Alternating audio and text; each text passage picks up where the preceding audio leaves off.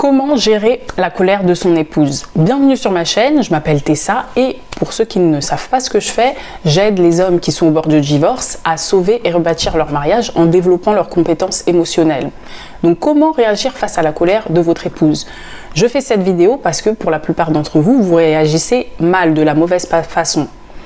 En fait, votre objectif, ça doit être de désamorcer les tensions, pas de les attiser. Donc, vous ne devez pas mettre de l'huile sur le feu. Vous ne devez pas combattre le feu par le feu, puisque ça va donner encore plus de feu. Imaginez que vous êtes un démineur, donc quelqu'un qui désamorce les bombes, les explosions.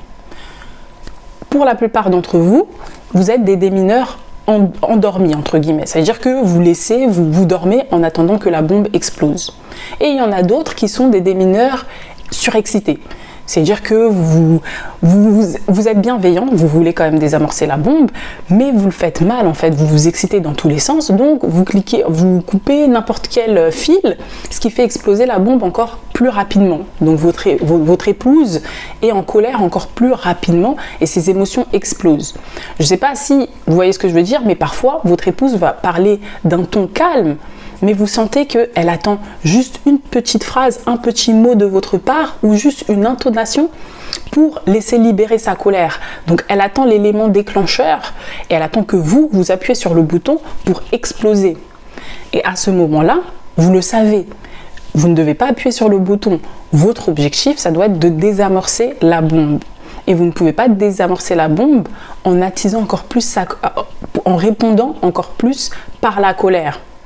Et je sais que c'est contre-productif, peut-être qu'on ne vous l'a jamais dit, mais dans la majorité des cas, vous le voyez peut-être dans la vie de manière courante, moi, en tout cas, j'ai l'habitude de parler de manière calme, de parler doucement. Même quand une personne est énervée, je parle calmement, doucement.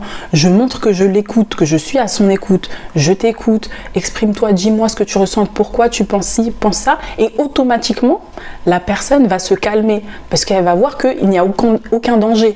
Donc vous devez montrer, pareil, vous faites pareil avec votre épouse, vous devez lui montrer qu'elle est en sécurité avec vous.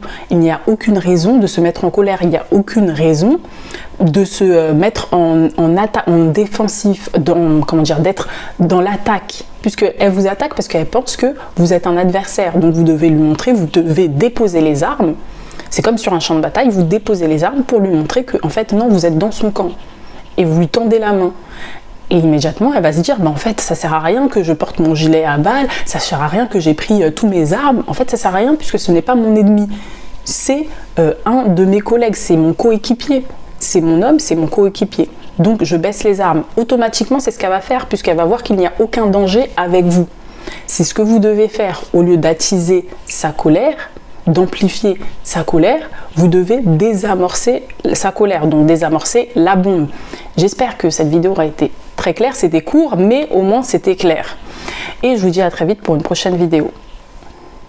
Pour les hommes sérieux qui souhaitent aller plus loin, je vous invite à vous inscrire à ma masterclass gratuite « Comment stopper le divorce et rebâtir son mariage sans la supplier ». Il vous suffit de cliquer sur le lien dans la description de la vidéo et une fois la page ouverte, il ne vous restera plus qu'à entrer votre prénom, votre adresse mail et accepter de recevoir mes emails.